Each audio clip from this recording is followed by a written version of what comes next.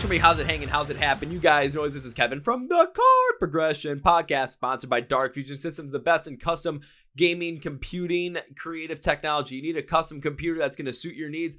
Dark Fusion Systems has it for you. This is what Ryan Kirby uses for his Twitch streams. Anything he does there, he uses Dark Fusion Systems. You can get $100 off using the code CPPOD at checkout at darkfusionsystems.com. Link description of the podcast. Now it's time for a feature presentation. We have the band Transient from the Gulf area on the podcast today. If you like hard rock, if you like metal, you're going to like this band. And we talk about all the great things about this band, being this band, experimenting with your music, and why being on the same page is so damn important. Are you guys ready? Let's go!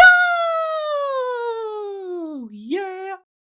Well, ladies and gentlemen, boys and girls, listeners of the Chord Progression podcast. You guys know we love to feature as much great music as possible and take that stance of supporting all the great new music that's coming up as well, because, hey, if we're not going to do it, who else is going to do it? We got to give these guys a platform to continue to grow, continue to shine, because these could be the biggest bands that you see in the next couple coming years. And if you like hard rock, if you like metal, this is going to be a band you definitely want to check out. From the Gulf area, based in New Orleans, Louisiana. This band's most recent single, Art of a Liar, is out now, so you guys can go check it out. But let's get to know the band. Let's get you to know the band and enjoy. So please welcome Jody, Trey, and Phil from the band Transient to the podcast. So gentlemen, welcome to the Chord Progression podcast.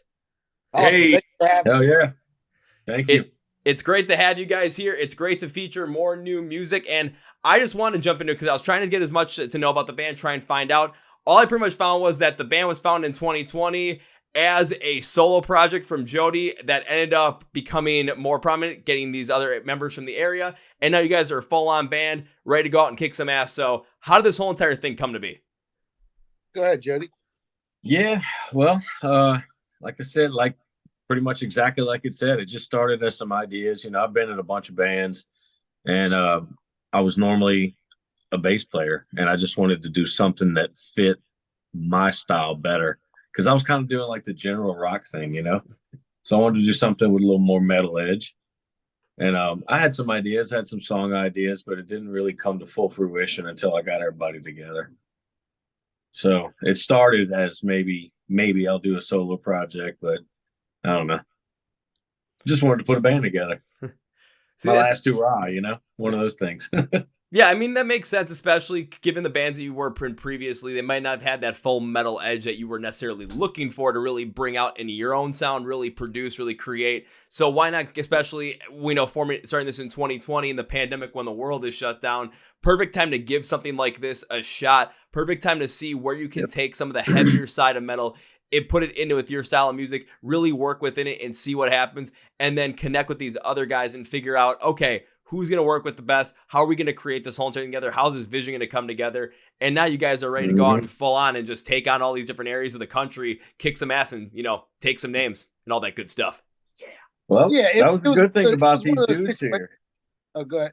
It was one of those. I was just saying that was the good thing about these guys here is like, you know, I've been in a lot of bands in the scene here in New Orleans, and I've been knowing these guys throughout the music scene from the whole Gulf South. So I wanted to kind of do something different from, you know, the usual, like, oh, you know, my friend across the way, he was in that band, I can get him as a guitar player, you know.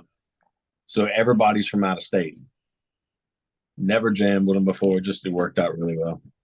Except for me, I'm north of New Orleans, but, you know, everyone else is pretty scattered about, honestly. Well, like yeah, Phil, not out of state, but like out of city, I guess you could say, yeah. Like Phil's over in Ocean Springs, sometimes New Orleans. Our guitarist Emmett lives in Jackson, now lives in Ocean Springs, Mississippi. And our bass player is from Navarre, Florida. So, you know, kind of spread out around. Yeah.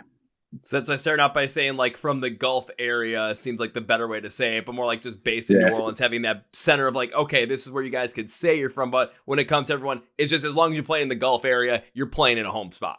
Yeah, nothing's really like kind of go out, travel around and see who likes us, man. And so far, the response has been great. Everyone seems to really enjoy the shows. Like, we come out there, performing everything we got. But yeah, it's been fun, man. So before we jump into the show specifically, because I want to get to know exactly what it's like when you guys go out and play live, but specifically for Phil and Trey, how did you guys get to join Transient? How did you guys get connected with all this? I want to start with Phil in this instance because I know he looked like he was itching ready to say something. So I want to go right to him. So Phil, how did you get connected with all of this? Well, I knew of knew of everyone for probably 15 or 20 years. We're pretty much, I consider myself a lifer in this music stuff. It's all I've done. It's all I know.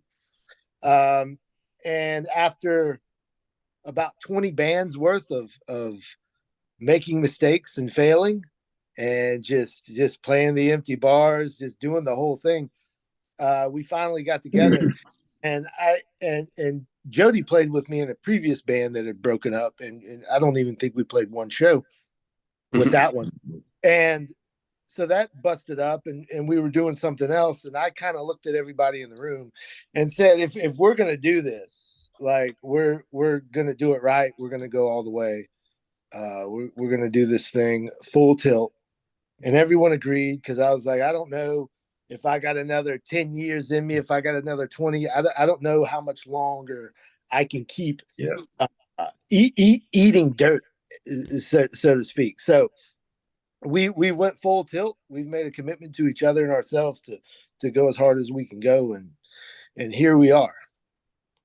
See, now that makes sense, but still 20 bands of just trying this stuff out. And now probably more than that. I'm just being I'm talking like I'm 37. I started when I've played my first show at 15. Like I've never not been in a band, you know.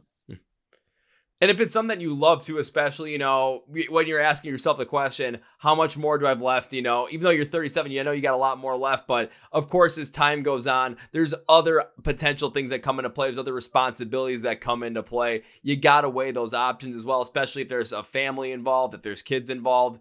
So if you want to have a chance at this, you know, now's the time to especially say, I want to go full tilt. I'm not dicking around. I want to go the distance, and I want to put all the effort in, because we tried for so many times. We tried with so many other bands. It didn't work out that way. We learned from a bunch of different mistakes. Now let's take those mistakes. Let's use them as opportunities to grow from, and go with Transient and see how far we can take this thing and really give it the full edge that it possibly can. Because if it works out, which I hope it does, that's fantastic. But in the end, if something doesn't work out the way you want to, at least you can look back and say you gave it your all, you gave it your best shot. And there's going to be no regrets come, you know, when you're 80 years old, sitting around, enjoying the nice weather, sitting on a rocking chair with a nice whiskey in one hand, a cigar in the other, and just thinking, you know what? That was a lot of fun. We've been pulling up YouTube, showing the grandkids all the videos. Yeah. Look, this is back when I could jump. This is back when my knees didn't explode yet every time I lifted off the ground. Look at what we could do. There's always the secret cup in the video too, you know. When you're watching it back, there's always one frame where the guy forgot to take it out in the post editing. Sit around with the family and try to guess the frame. That could be one hell of a game. Try and guess the frame where the cup is, because there's gonna be one no matter what. I'm telling you, it's in every video. There's got to be one. It's like a rite of passage. If there isn't one in a live video from any band, then there is definitely. It's like a watermark. Then it's like not an official video if the cup is not there. You could probably go to any of, like, you know, the live performances from some of the biggest bands in the world. You're still gonna find that cup somewhere in those videos. Yep. That's right. Man, now I'm going to start going back. One thing that eludes the eye for some reason. I'm going to go back a bunch of different live videos I've seen and try and find that cup. It's going to be like a new thing. Just, can you find the cup? And just literally find out what frame it's in, write it down. Shoot, I could start a whole website database of this stuff. Call it the cupfinder.com and just have it like this. Cup, yeah. But call it a cupfinder.com. Video cups from the music industry. Cupfinder.com could definitely go some other ways as well. So I might have to find a different name for it. But that's Sounds unsanitary. Yeah, definitely unsanitary. Now I want to jump to Trey specifically now too. So ask Philip, you know, how he got into Transient, how he got connected with all this stuff, how he joined the band. Trey, now I want to hear your story at the same time as well. All right, so basically it's kind of very similar to Jody and Phil's. Like, I've played with, you know, open up some shows with Jody's old bands back in the day. Me and Phil, we actually played like one or two shows. Never really got acquainted. I was more acquainted with Jody than I was anywhere else in the band. My old band also opened up for our guitar player Emmett in my hometown a few times. That's how we met. So it was kind of like the seeds were kind of out there already. And then before I joined Transient, I was doing 3 to 4 hour cover sets by myself, actually, around the New Orleans area. Making pretty good money. It was fun. A lot of partying, good times. And then COVID happened right before we started the band, and I was going to quit. I had sold half my gear. I was going to quit doing music completely. I was done because people stopped coming to shows. It was kind of rough at the time. And then Jody was like, hey, man, I got this material because, again, I just left my band at that time. And I listened to it, and it was very nostalgic, the ideas that were coming up with. You know, I felt like I was a kid at FYE buying a CD again. Yeah. And I'll excuse my French, but I was like, the hell with it. I'm just going to do this. Let's give it a shot, you know, and now we're here. So that's kind of how that happened. Actually, Nightmare, our first single, when he sent it for me, I was walking home from work because my car was broken down, and I recorded the demo track in my bathroom. And that is actually the same lines and everything are the lines that stuck today for the release of Nightmare. Our producer John wasn't like, no, we're not going to change anything. This sounds great.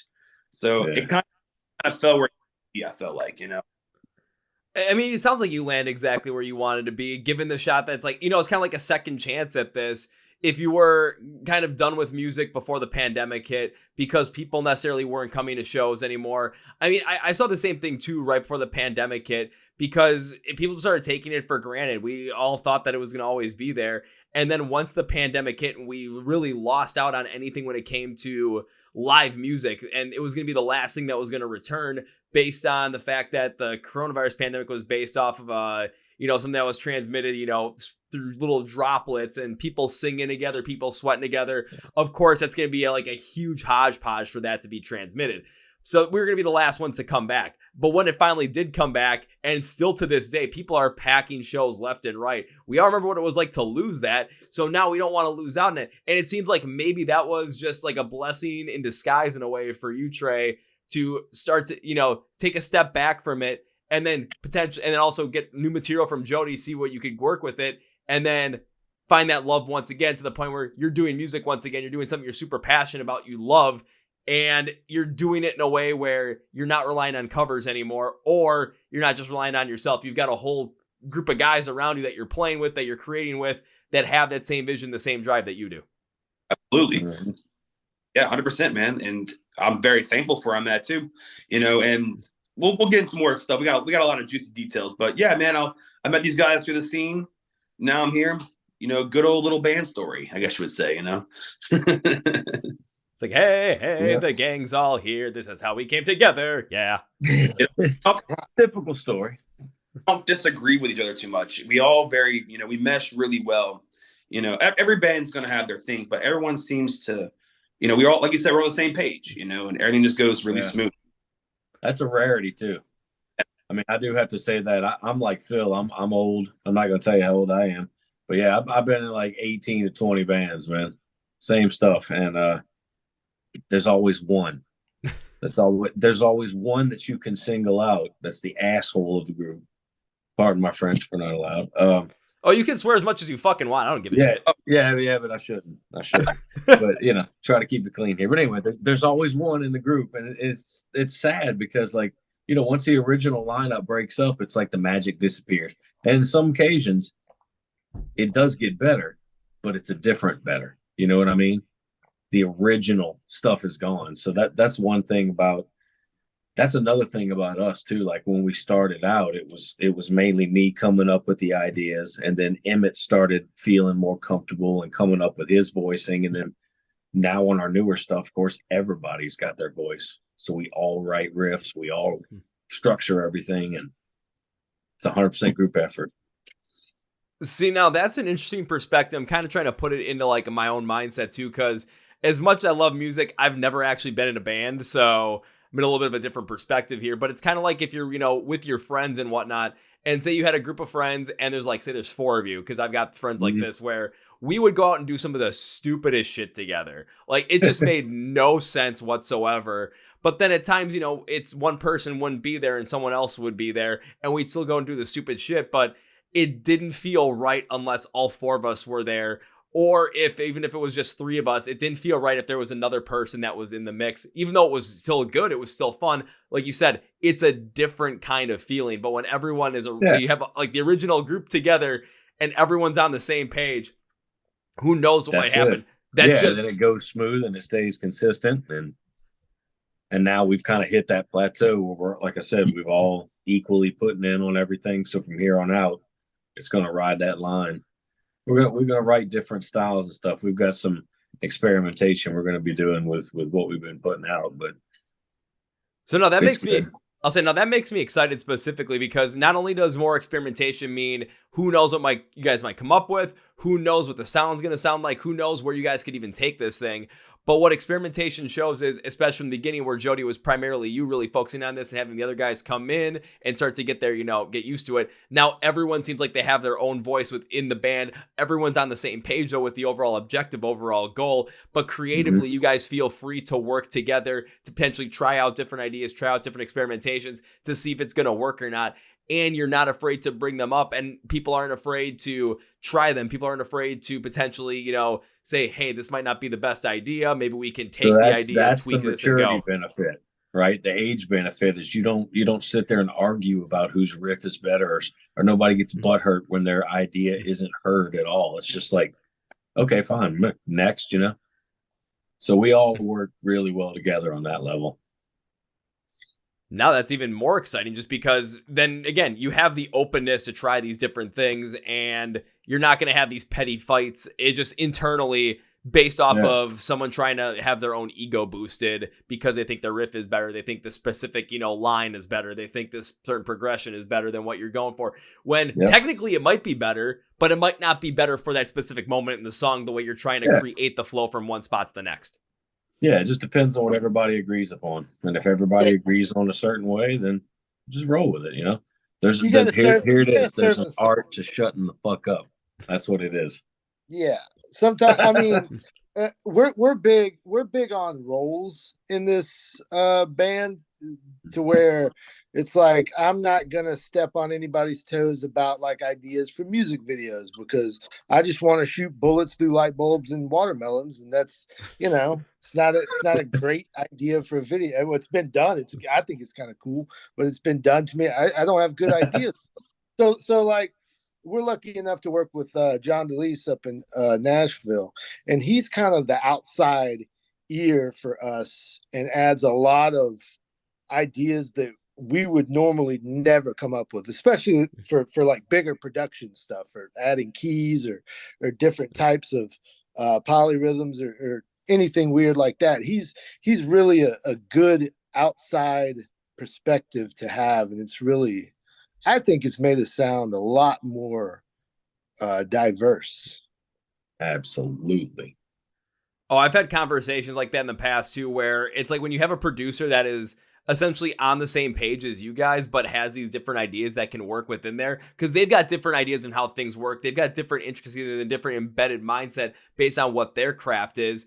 And they might see something that you guys aren't. And it's like, hey, you bring it up. It might not sound the best when you speak it out and you're trying to visualize it or, hear it in your own head. But then when it's actually put in and you get to hear what it sounds like, boom, it might be the best thing ever because they know exactly where you're coming from in these songs. They get an understanding of what the story is, what the emotion is, what the overall message is, and how you want to portray that from one spot to the next. So they can already visualize that in their own heads and give you another perspective on how to basically amplify that to make your dream and make your vision show up on the song or from a music video, make it stand out the way that you want to, especially from someone who's coming from a different perspective that wasn't exactly in the moment when that song was written or in the moment where that song was basically conceptualized from a specific moment in time that you were feeling.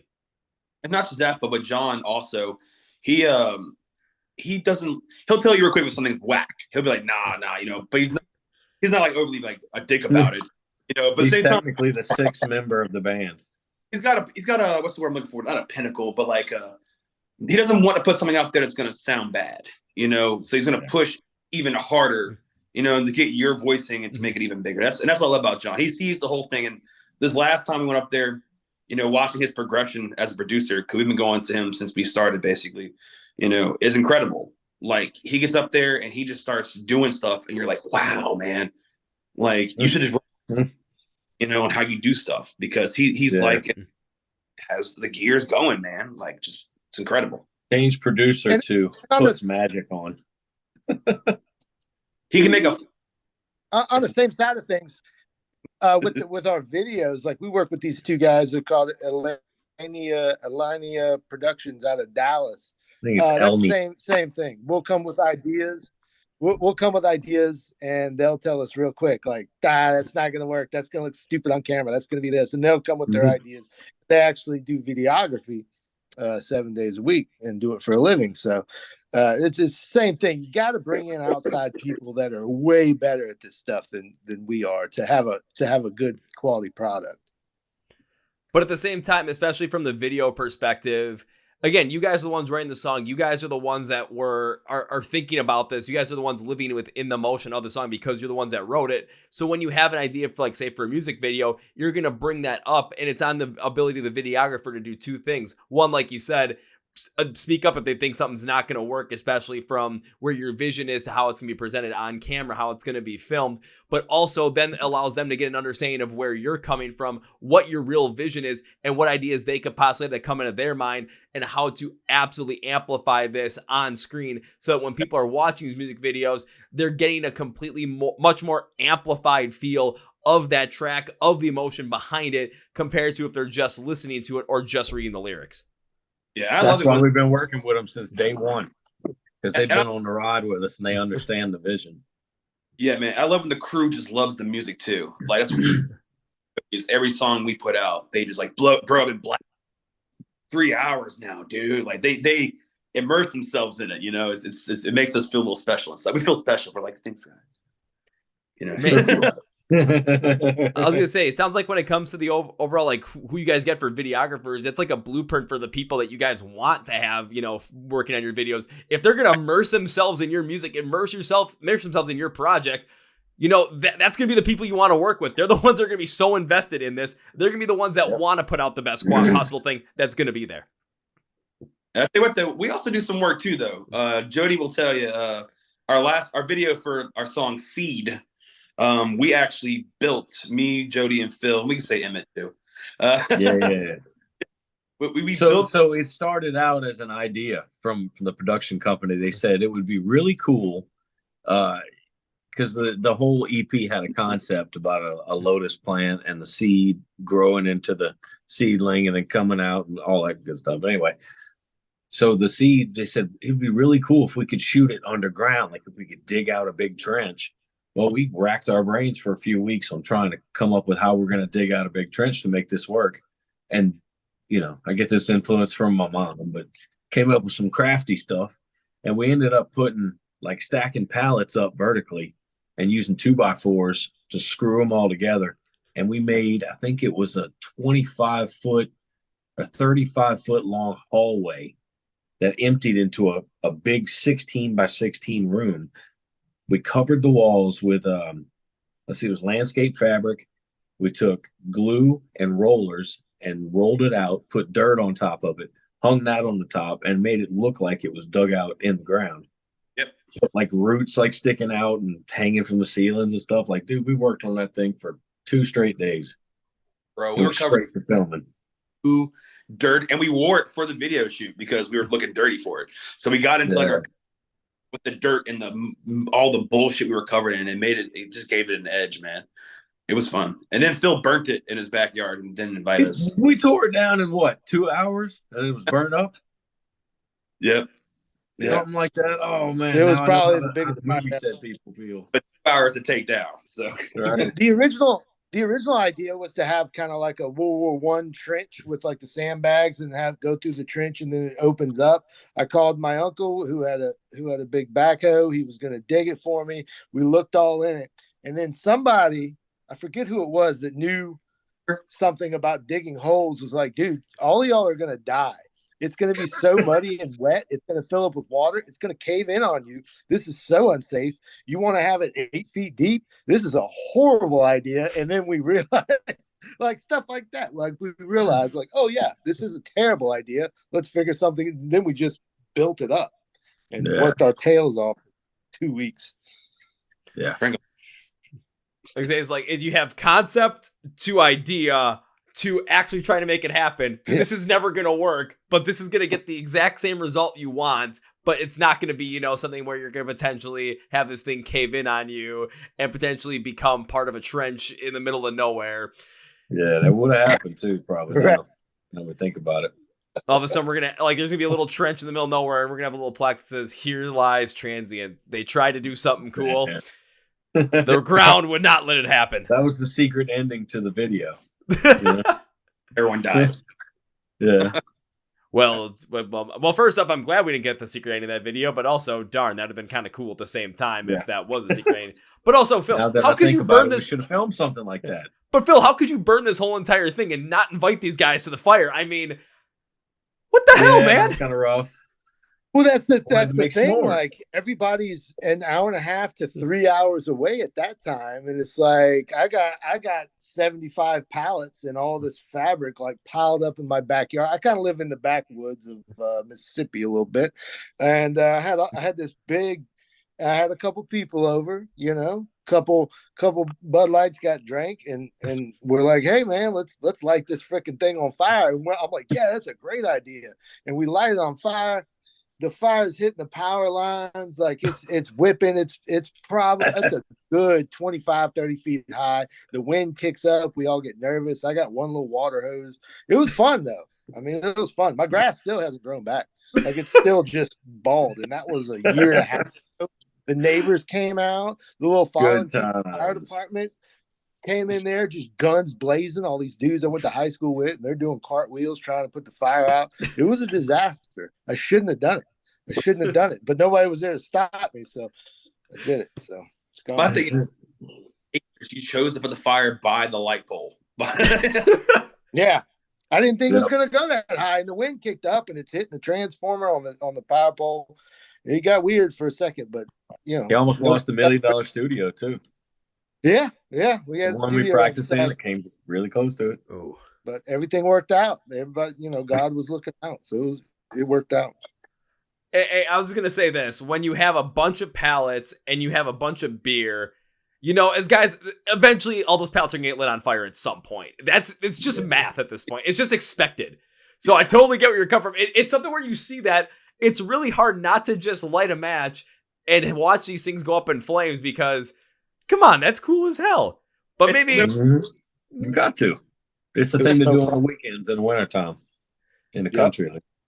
And here in Wisconsin, it's things to do in summertime, because if you try and do it now, it's it's gonna be warm, but no one wants to stand outside and watch it. Yep. Unfortunately.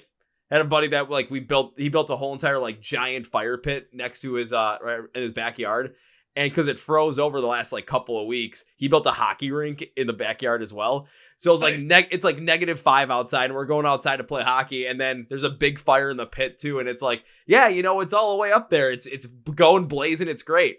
It's 10 feet away from the rink, and you can't even feel it by us. Don't slip. Oh God.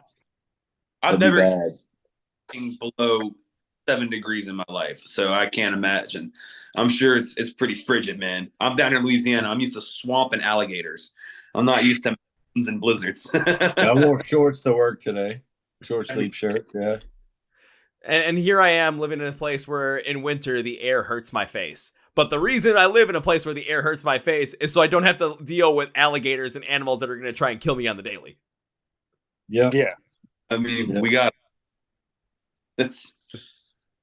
Let's say you guys keep the animals that'll kill you on the daily. Well, I'll keep the weather that'll try and kill you on the daily, from freezing. As long as, if it's negative temperatures out, that's when I start wearing pants. But if it's not negative temperatures, even if it's 1 degree outside, we'll go to work in shorts. I don't care. We're going to do it because we got a different kind of cold down here, though. We got that 100% humidity. Oh, yeah, that's right. It gets frigid. So the difference is like walking outside in the cold, right? But then you go in the shower and wet yourself down and then walk outside wet. That's what it feels like down here when it's 50 something. It feels like it's in the 25, 30 maybe. But everybody looks at us from up north and says, "Oh, yeah, y'all don't know anything about winter." Dude, I'm telling you, it's completely different. If you can deal with the fact that it gets damp out and it's that cold just seeps into your bones at that point in time because it's just stuck on you. I totally get right through your jackets. I can totally understand that. It definitely adds to it. However, when it comes to those temperatures, when they get to be like, up here, negative Yeah. 10, negative 20. with you. Now I'm with you. we're talking a little bit of a different story. Yeah, you don't want to have your face out. I know that one. No. It was what 20 degrees last week, and they shut down the schools, they shut down everything. The world shut down. It was like 22, 25, I and think everything Yeah. stopped. Yeah, I was saying we had Say like, it again? Trey, what'd you say? Oh, it got to like 18 in my neck of the woods last night. Because I'm a pool maintenance technician and had to go to the pools the next morning and deal with frozen water. So Well, that's really bad down here because the whole thing is we're not prepared for that. Mm-hmm. We don't have those kind of freezes normally. So we don't have like the trucks with the salt and all that. We don't know what to do when that stuff happens. We have like pipes burst all over the city, Yeah. In fact, that happened. That happened in the parish that well, I don't know if it affected Trey, but in the parish that Phil and I live in, we had a couple water mains bust and we lost pressure for like 2 days, I think, something like that. No, we were good on my. Yeah. Yeah, I was gonna say like because when it gets like like 25 degrees up here, which it's been for us it's no big deal. But again, we're used to that standpoint. The stuff that infrastructure is built to deal with stuff like that. Oh, yeah. So like if water mains are gonna break around here, I mean we did have some break, but that was during those periods of time where it was negative temperatures for a consistent period. But the water mains are buried consistently so that you have that insulation down there, so they're not going to bust out as much. I've been up in like Colorado, like up in the mountains when it was like 22 degrees, and I got out of the truck with a short sleeve shirt on. I couldn't believe it. Oh, just because of the dry cold versus the wet cold, I couldn't believe I was up there like that. Yeah, but when you do that though, not gonna lie, for the first little bit, it's pretty refreshing. Yeah. Oh yeah, I wouldn't stay out there for hours like that. But no, just sitting out there for like 10 or 15 minutes and looking over the edge, it wasn't too bad. Yeah, but okay, enough about weather, enough about dealing with the cold and whatnot, or dealing with the heat, because I was probably going to go there. One thing you guys alluded to was the fact that you guys have been going and playing live shows, and the response has been off the charts. So what is a live show for Transient like? Because for someone like myself, when I go to shows, I like to do basically one thing and one thing only, and that is make sure the mosh pit is the craziest thing in the history of the world. I like to hit people during shows because I just like the way the music makes me feel. So what are shows for Transient like? I got to hear this. Oh, man. They're pretty intense, in my opinion, man. Like, Jody and them, they're always focusing on the instrument. I get to be the front man. I get to watch the crowd's perspective, which is like my favorite thing. It's movement. There's a lot of movement. No one's sitting down. People are moshing or jumping. Hands are up in the air. I like to call myself the backtrack coordinator. We do put some samples in our music, a lot of 808s. Like if I'm trying to talk to the crowd to hype them up, big old 808s behind it and shit. I like to perform. I don't like to just play a show. If you wanted to hear the song, you can listen to them on Spotify. I like to go out there because people pay money to come out to see us. Yeah. I like to enjoy. They came and saw us, and that's been like my mantra for like since I started playing music. Like I want you to feel what we're doing. I want you to enjoy it. I want you to come hang out with us. I want, to have a drink with y'all. It's inclusive. I feel like, we're all very talented musicians. So I think we're all just natural performers. Like Steven, our bass player, like, he's a bigger guy. He swings that bass around. We mentally know when to dodge each other. It's the funniest shit. Like he'll swing that bass and I'll just be like, he'll be behind. What? It's like we're all on sync, man. It's pretty fun. You should come to a show. Well, I mean, that's why I wanted to ask, because the first thing you said, the show's like there's movement, there's people constantly moving, there's no one that's standing still. It's the type of music that you're gonna be listening to, and you're gonna want to make something happen. You can't sit still when you're listening to something like this. That's something I'm all in for. Because even for myself specifically, I can go to shows where, there's not going to be a lot of movement, but it depends upon the style of music and what you're expecting and how it's going to transcend. If I'm going to go and see a band that's got hard rock and metal, as their repertoire, and they're going to go play a show and there's going to be no movement and the crowd's not moving around there, I'm going to be the one to get antsy. I'm like, what are we doing out here? So if you guys are able to create that experience with Trey as the front man, with you guys, absolutely ripping up there with your instruments, going nuts, That's going to be something that's going to create that experience for people that they're going to want to come out once again. They're going to want to come out 2-3 times a year, and they're going to be having those positive interactions where they're going to talk about it positively to their friends in person and on social media, because that word of mouth from person to person, especially if you know that person, whether you read it online, whether you hear it directly from their mouth, whether you just hear it like, oh, this person said this about this band, it goes a long way because people trust these other people. And if they're saying positive things about Transient and going to see them live, these other people are going to want to feel that exact same thing as well. Yeah. And that's happened too. Yep. We'll go in Texas and come back, and it's like 10 to 15 more people because, you know, their friends brought them out because they had to show them us, you know, and it's like, wow, to me, it's very humbling, you know, heartwarming. And you're out here, you don't know what to expect, you know, because in my eyes, we're still kind of fresh, you know, in my opinion, you know. So we've really been only playing shows since COVID ended. You know, the band's been around a little bit longer than that, so say, but, you know, yeah, it's starting to happen like that.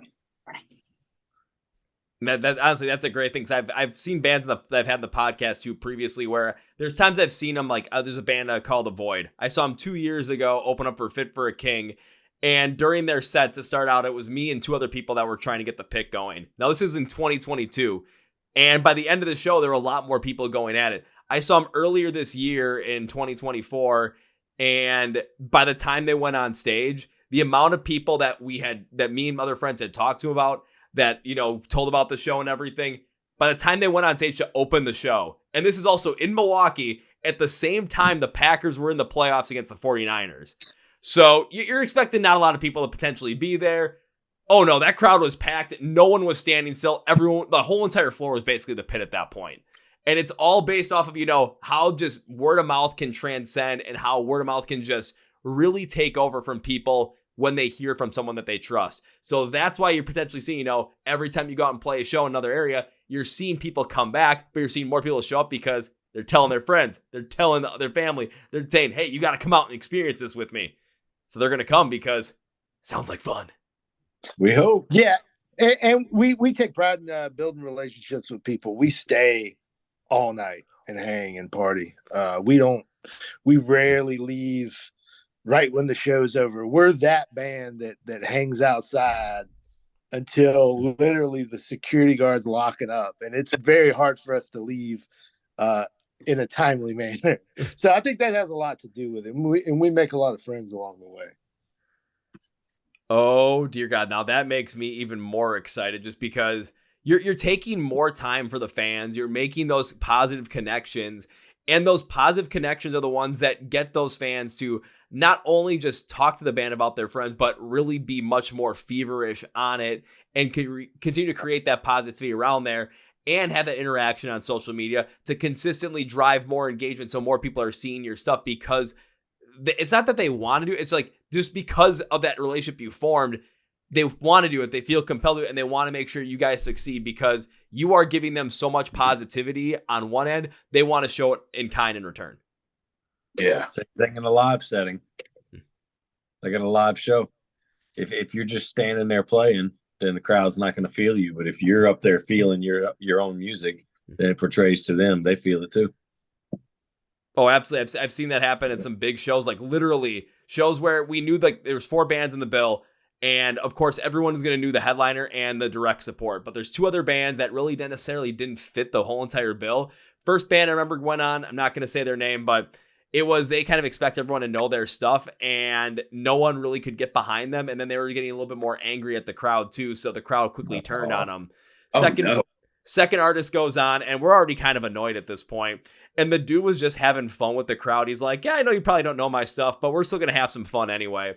That was just rolling with it. And the crowd just turned from, you know, potentially being mad at an artist to now we're happy that this guy is just having fun with this. Now it's, you know, when I remember that show, I'm like, yeah, I don't want to go back and listen to that first band, but that second band, now I've got something I want to go back to because of the positive interaction they were able to create.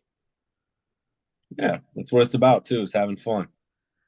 Yeah, we'll bring guys on stage with us. Like the main thing is you can't take yourself too seriously, because if you take yourself too seriously and act like that overly professional band, people start to resist that over time. You got to have fun. You're there to host.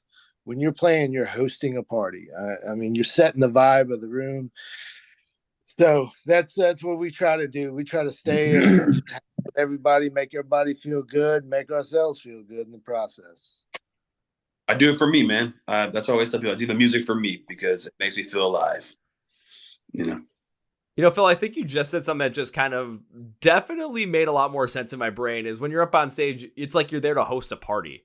Because you're there, everyone's there to see you guys. Everyone's there to create such as heavy positive interaction because they connect so positively with the music. So, hell, you know, it's basically a get together. It's a whole giant party, and you guys are the center of attention. You guys are directing this whole entire thing. So let it flow. Let's have some fun with it. And if you're gonna take yourself seriously, everyone's going to do the exact same thing. If you guys are loose up there having fun and creating that positive environment, the fans are going to respond in kind because we're just going to feed off of that energy and we're going to amplify whatever you guys are giving us to the umpteenth degree.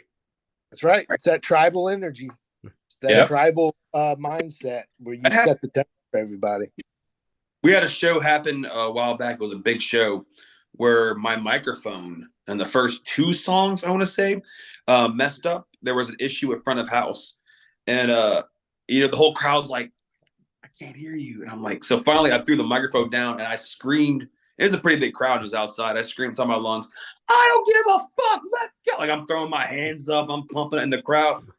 And people were coming up to me and like, dude, after the show, people were like, man, I wanted to run through a fence because all the energy you gave me. I was like, what? You made a situation that was tanking into a better situation.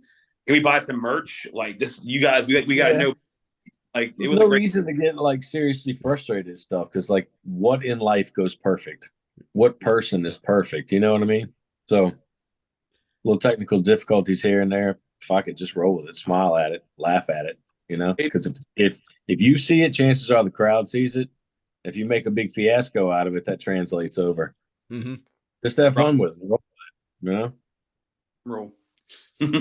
Yeah, I've seen that happen too. I've seen technical difficulties happen with artists, and I've seen the artists start to just like let it affect them and start to just complain about it. And I've left shows because of that, because it's just now that the vibe of the show is completely gone, and it's only going to be negative from there on out. I've also seen things go massively wrong at times, and then the band just somehow rolls with it, goes with it, sees what happened. I've seen microphones go out, and I've seen the lead singer literally throw the mic on the ground, go and grab one of like the auxiliary mics that like maybe a guitarist using, just pull it off the stand, and then boom, now he's using that one. Okay, the show keeps going. Everyone's having a good time. With it. We might not get the backing vocals at some point in time, but hey, we're still getting a show here, and we're not seeing a big complaint happen.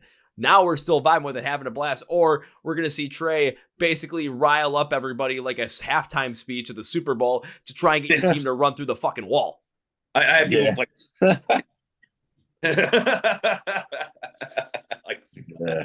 Next time it's going to be for Narnia. Ah! That's going way back. Oh yeah. Well, outside of live shows, I know we talked about you guys are still working on music. Of course, there's experimentation in play. So I got to know, what are you guys potentially experimenting with some of these new tracks you're working on? Because you guys got me excited with that. Bill, start. You want to take it? I'll go. No, for the newer songs, like in the past. And with the songs we're releasing now, we record in like 3-song chunks. We've always gone overly heavier than we really need to. Trey's more of a singer, and he does do screams a lot, but there's so many bands that do nothing but screams, and we kind of wanted to get away from the riff salad of straight 4-minute crazy metal songs, and we wanted to go back to more hi-hat driven choruses, more easier verses with less guitar and more production and more piano, more keys, more effects, things like that. And it's still pretty heavy on certain parts, and we still have those weird metal parts, but I think it's more catchy, and it's more singing and more hooks and choruses.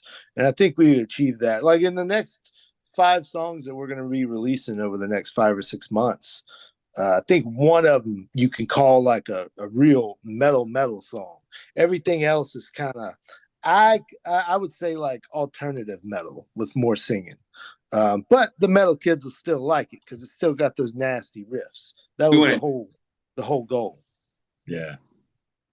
That's what the whole thing was when I went to the studio with John. You know, I was like, I want nastiness, but I still want to be able to sing over it because, like I said earlier, you know, I used to do the cover sets, and I still, you know, jam out with my friends in these clubs and play 3-4 hour cover sets, pop songs and whatnot. So I kind of when I hear songs, there's a lot of like things I can pick and choose from, you know. And I love screaming. Don't get me wrong, doing it live, love it. But I really felt like getting a different. I actually sang parts a lot differently than our previous material. You know, I'm taking different, you know, stuff like that. But the riffs are still nasty, and that's what I wanted. You know, I wanted to be like our own kind. You know, not say our own kind of metal. That's kind of the generic and corny. Be ourselves. Well, the bottom line is we've got nasty riffs, right? Some of our stuff is, but there's a lot of bands that have those riffs. Our true strength is in Trey's uniqueness with his voice. So with the newer stuff, like Phil said, we do everything in 3s. We just did the Lotus EP with 3 tracks. The next EP, I don't know if we're going to call them an EP, but we basically have batches of 3. So the newest 3 we just did were written specifically for Trey, you know, less like noodly stuff and more. We like it. We think it came out really good. I hope it translates to other people the same way. It's the same, yet it's different. Yeah. That's really all how I can describe it. We're just having fun. That's all we're doing. It's from songs that we're going to have fun playing live, you know? I will tell you this, though. Since we took a lot of the screaming out, that dude's voice went through the damn ceiling. I'm not just saying that because he's in my band. That dude slayed that EP. And I was kind of nervous because I lost my voice. I was sick weeks leading up to it. So guys, we might want to push the stuff back. And then, you know, I'm in the booth like 2 or, you know, so it was a lot of mental focus and a lot of focus. I was very thankful that John and the rest of the team helped me out, you know, because there was times where like, guys, I don't know if I can do this. And they pushed me through it, you know. I think another thing is we changed up some tunings too. Yeah. We experimented with 2 of the songs are in double drop E. Like you said, that's like, you know, 30-inch baritone sections there. But like, you know, so technically, since Trey plays a lot of covers, most of his stuff is in standard E as well, like the top 40, you know, rock hits. So his voice is already tuned for that standard E. So we just did the double drop E on the 8 strings and kind of wrote songs based around what would be easiest for his voice to handle. And that's probably why he had such good luck with it, you know? Well, if you're going to play to your strength, especially on the experimentation side, and allow Trey's voice to just transcend over everything else to allow that power to really come through, it's going to still allow you to create some of those heavier metal riffs that everyone loves, especially from the metal side of things. But what we're seeing, especially when it comes to like, especially these bands that are in metal that are getting a lot more popular over the past couple of years, specifically bands like Sleep Token and Bad Omens, you're seeing their vocalists have a lot more of this prominent clean side to them that allows the music to go to so many other places. Yes, we know Trey can scream. Yes, we know Trey can sing, but if you guys are going to also amply focus on what his singing voice can do on both some of those more aggressive metal heavier riffs and some of these more, you know, larger than life pieces, larger than life hooks that aren't just, you know, straightforward smash and grab style, you're going to create something that has a lot more of a dynamic flow to it, to the point where when we listen to it as listeners, now we can go through that whole entire emotional swing and really get to feel the whole entire song from the way you guys are creating this whole entire emotional flow with your instrumentation, as Trey over the top is allowing us to be that guide for this overall emotional standpoint that we're going through, an emotional story that we're retelling in our own heads, but we're feeling it so fully to the point where we can go and we can smash and grab during these songs, but we can also actually have those full-on emotions where we're not just stuck in the straight and narrow the whole entire time. Yeah. Now that's even, again, that's more exciting because Now, again, kind of what we talked about earlier when it came to the band, everyone being on the same page. You're seeing where your strengths lie. You're seeing where these different aspects of where you can be strong in the band live, to the point where you're trying these different things out to see where these strengths can take you. And if you notice maybe something else, you create something else, maybe, for the next batch of 3 songs, okay, what can we start off of here and where's this strength going to take us? It allows you guys to not only continue to grow as a band, but continue to experiment on all different aspects and see not only where one strength can take you, but where one strength can match up with another strength of the band, how they can combine together to create something that's even more magical, create this whole entire new attribute that you guys never knew you possibly could have. Oh, we get inspired. We were every time, especially this time, we were way inspired. Session. Mm-hmm. I think really gets us going. We're already thinking, what are we gonna do next? Like what's the next side? Like, we want people to see a different side of us, because you're right. Everyone knows I can scream. And a lot of people, it was funny. Before I was in Transient, no one knew I could scream. Everybody knew me as a singer. Mm-hmm. Now I am in Transient. Most people just know me as a screamer who can sing. So it's well, another cool thing about the way we do it is we obviously we've got hundreds of ideas that we pre-record and stuff. We've got sections of songs pieced together. We've got some whole songs put together.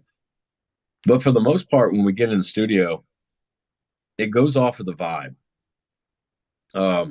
So if we were feeling the song that we wrote the previous week, but by the time we hit the studio, it's not there anymore. Most of the time we kind of scrap the ideas and we start 100% fresh. We get to the studio at 10 a.m. and we work till about 6 or 7. And we just come up with a random idea and we build a song from scratch and record it like on the spot, 1 song per day. And I think that's what we did this time. We came up there with a few little tracks to mess with, and we ended up not using any of it and just doing 3 brand new songs from scratch. So from conception to recording in 1 day. And I myself have never done that, because like say me and Phil, we come from the old school. So like we used to sit in the band room for 6 hours a day and just jam out parts and argue about, no, I want to do this run here and you got to play the, you know what I mean? And then you got to sit there and record it, and it takes days and days and days. Now we can go plug up one of those little interfaces, record everything on the spot, electronic drums on the spot, vocals on the spot. So I think it was like we do 3 songs in 5.5 days, something like that. Yep. So we write 1 song per day, and then we go back and record the vocals, and it's done. So there's good and bad things. The bad thing is you can't truly, if you're not the kind of musician that comes up with things like on the spot, right? Like say you want to write a solo and I can only come up with, I don't know, this is just a stupid example, but like 24 notes in this solo. If I work a little harder, maybe my phrasing in this part will allow me to do 32 notes and it would sound better versus this 24. Well, if you don't come up with that on the spot, it is what it is. But we were taught that from a guy that works with major label artists, that you can, if you start doing that, then you tend to overthink your riffs. And sometimes it becomes, subconsciously about the ego. Like, are you playing for the song? Or are you playing for you? So usually the first thing that comes out is the best idea. So again, we don't have time to like embellish on them because we're only in there for a certain time to get it done. But at the same time, the first thing that comes to mind, we do it. And if it works, it works. And it's been working out really well for us that way. Lately, from different bands on the podcast, I've heard more and more kind of have that similar flow in terms of writing style that you guys are working with now compared to, past writing styles and how long it would take on that, where, yeah, it's, you're not letting all these potential ideas flesh out that could possibly come in for the song, but then you're also removing these potential, spats with ego and spats with, I want to do this and I don't want, and you're not going to do anything else outside of that because we're going to build just off of this and nothing can change off of that. Yeah. You guys are allowing this quicker process to happen so that even though you're, sacrificing the ability to potentially try something over and over again to see if it's going to work, you guys are allowing this collaboration point to have to happen. You're not letting it just, have to be a thing you force. It's something that it's already forced, but at the same time, it's like happily forced. because now you get to come up with these crazy ideas. And if you come up with them on the spot, all right, let's try it out. We got to see where this can take us, because if it fits the vibe, now you continue to build off of it, and you get some great songs off it that you might not have been able to create had you dwelled on it for so long to try and perfect everything. Plus, the thing is, while we're recording on the spot, we'll sit there and noodle while our producer's doing some stuff. And if we come up with like a little lead that we want to put on it, you know, we'll record it on the spot, but then he'll put some kind of filter on it and turn it into a violin and put it in the background. So by the time we get home with our recordings, we can't remember every little part that we recorded because we didn't pre-write them. We did them on the spot.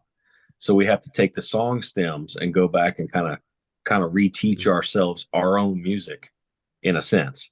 And then we rehearse it at home that way. And then when we get together, we just play and knock it out. So it's like, I would say it's like being in a band in 2024, be like, you know, fill in all the blanks there. Oh man, that's a possible like TikTok video in itself right there. But TikTok. Yeah. But it works really well. And it keeps us social with each other and not at each other's throats, you know, because I can imagine that if we were in that room for that long trying to write with each other, I mean, you got 5 alphas, heads of households, and dude, we'd be fighting in our damn room, you know what I mean? But hey, you guys found exactly what works for you, and now we got more new music coming out, and that's something to be excited about. But guys, I got one more question for you before I wrap this up. Are you guys ready for this? Let's go. I love asking this question because it allows us, myself, and everyone that's around listening to get to know more about the great bands that you guys love. So from each of you, there's 1, 2, 3. One from each. Can you guys give me 3 bands that you absolutely love right now that you would love to get more people to check out? Like, okay. Like, okay. You guys go first. Okay. I'm going to say Dayshell is one of them. Oh, yeah. Yeah. So okay. We're going to go without explanation. The second one, oh, God. And it's only because I'm being put on the spot. Let's go with Novelists. Oh, okay. Like from France. Okay. Yep. And I want to say they're older material. And for the people who aren't metalheads that much, but like rock, go look at Whitechapel, because they used to be deathcore and now they kind of transitioned into more of like a melodic metal thing. It's really good. So that, you know, that third one's just a recommendation. I think a lot of people know who Whitechapel is. Oh, yeah. I'm not going to lie. I had to kind of go, to the Dayshell one, because I had Shaylee on the podcast last year and we just ripped like crazy. One of my favorite episodes from the previous year. That dude just dropped one of the best albums. Oh, yeah. Yeah. Like, mad respect to him. You know, he did all the instrumentation himself. You know, that's admirable. All right, we got Phil and Trey. Whoever's ready. I'll go. Number one for me that I listen to almost every day is Tesseract. I could listen to that. Any song, doesn't matter. Number 2, for reasons that I won't state, but the music is great and it's very calming, is Khruangbin out of Houston. Nice. Lovely 3-piece. And I guess it's a tie between, I've been listening to a lot of Caskets and Polaris. Those were like the 2 bands that I've just now got on. Oh man, now you're making me smile once again, man. Mostly because you plug Caskets on this. Those guys are absolutely fantastic. Oh yeah, friends of the podcast too. I've had them on like 3 times at this point. And nice. Any chance I can bring them on, I'm like, come on, guys, we got to talk. This is gonna be a blast.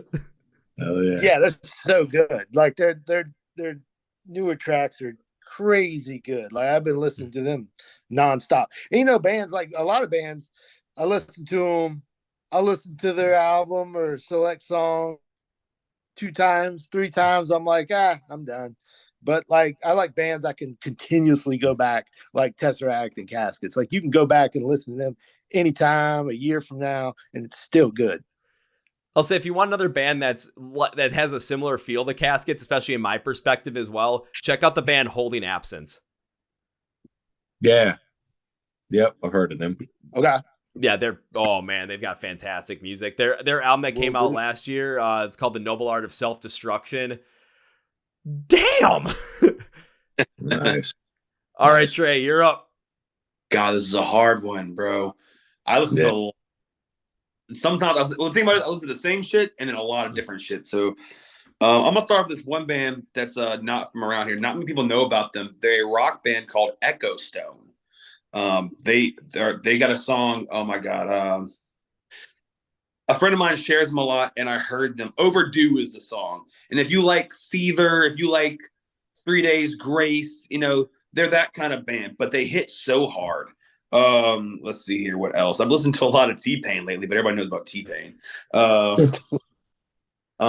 Shit, man. God, it's so hard. I listened to a lot of Chimera lately. I've been into a lot of Mastodon lately. Deep dive into like Sepultura. He said 3, not 27. I'm kidding. 'Cause then you got to throw in bands like Humanity's Last Breath, Fire. Textures was one of the bands I was going to mention. That's good. They actually come in. I used to be a huge Textures fan. They broke up, and now they're coming back, and I'm excited for that one. If you haven't heard of Textures, it's the same people like Soilwork. If you like Soilwork, it's the same. More prog. Porcupine Tree. If you never listened to Porcupine, all right, I'm gonna stop. But you said 3. I've given you like 10. And Trey just wanted to break the rules on that one. But again, more bands for us to check out and listen to. I thought I was gonna get like one from each of you guys, but you guys just went over the top. And oh boy, that little video of you guys suggesting bands is gonna be really, really fun to put together. Not gonna lie, because I always put something together like that. A lot of stuff like Phil will be blasting The Weeknd out the bus while picking everybody up. We're all like drunk, and he'll be like, just get in the car, like the lights are going off. It looks like a party at 3 a.m. in the bus. Yeah, we like that old school dance. We like Boys to Men. We like Ace of Base. We like we'll hit some old second album Britney Spears. This dude he'll blare Ace of Base out the bus while we're loading up right outside the Street, Sade. Like I keep like we love all that stuff. Right? There's a video of Phil singing some fantasy metal that I have blackmailed on my phone for him for the day I need. Phil's driving, and he's driving Kevin. He's driving the bro, and he's like, just like Manowar, Power Wolf. They rule the world, man. Oh, he subjects us to watching Manowar DVDs while we're on the road. It's horrible. We have mixed opinions. I love Manowar. Oh god, I'm not sure if you guys ever want me to drive that bus, because we go from like listening to like older Bring Me the Horizon, like Diamonds Aren't Forever, Chelsea Smile. All of a sudden, we're listening to Gaelic Storm, just going good old Irish music out of nowhere. It's like, why are we doing this? Because it's fun. How can you not smile while listening to Irish music? That's always my case. Celtic Woman. We bump Celtic Woman all the time. We love all of that. Dude, yeah, they have a few festivals out here in the New Orleans area. Also, one of our friends, Kat, he played for Zydeco is really big around here in New Orleans area, and we have a drummer friend named Kat who's in a band called Seven, and he's played. What do you say in front of 5,000 Russians moshing to Zydeco? Ukraine. yeah. Like just a circle pit to Zydeco. Have you ever heard? If anyone's watched the show, has heard Zydeco. It's New Orleans music, the music of the Creoles and Cajuns. Man, it is the swamp. 5,000 Ukrainians moshing to that. Where the fuck was I for that shit? I guess New Orleans is a wild place, man. I gotta come down and visit at some point. But now it's time to bring this podcast to its conclusion. I'm gonna end this by giving you guys 3 things. First things first, when it comes to Transient, there's gonna be more new music coming out from them, and you're gonna want to check them out and follow along with everything they do, right? So what's the best thing to do? You're gonna want to go and follow them on all their social media accounts. You'll make sure you subscribe to their YouTube channel and check out all the videos. Check out their website, check out some merch, maybe get some merch for yourself as well. Support them, stream their music, get to know them. But you're probably asking me, Kevin, why can't you just do this all for us and put all the links in the bio, label them, and we make it as easy as possible for us? Be our own personal Google. Well, you're damn right that's what I'm going to do. So go script to the podcast where it says, find Transient Online, links and labels for literally everything you're going to be down there. So if you don't get involved with Transient and follow along with them, something's the matter with you. So go and fix that. That's it. He's right. Now it's time for number 2. And guys, I got a feeling you're going to absolutely love this. I tend to make promises on this podcast that I love to keep as a way to say thank you for being on the podcast. I want to thank you for taking the time out of this, and I wish you continue to support the band in the future. And this is how I do it, and you guys absolutely hit on this. It is not an if, It is a when, because when implies this is going to happen. We just don't have a day or time yet. When I get to see you perform live for the first time, I will go all Liam Neeson on you when you guys are out by the buses. I will look for you. I will pursue you. I will find you. I will say hi. And I'll likely have a case of beer with me and be like, guys want to hang? Oh, yeah. Phil's going to take you in his bunk. And we'll leave the second half of that out. Well, if you guys come up by me, come around Wisconsin, or if you guys make it to the Chicago area and I find out about it, I am going to have a case of beer from Wisconsin. I got my idea of exactly what I want to bring. I'll bring it down. I'm going to look for the bus that is bumping as much music as possible, whether it's heavy, whether it's Manowar, or whether it's Ace of Base and Phil is singing in the driver's seat. I don't care. I'm going to knock on the door and be like, hey, guys, guess who's here? That's it. Yeah, on it.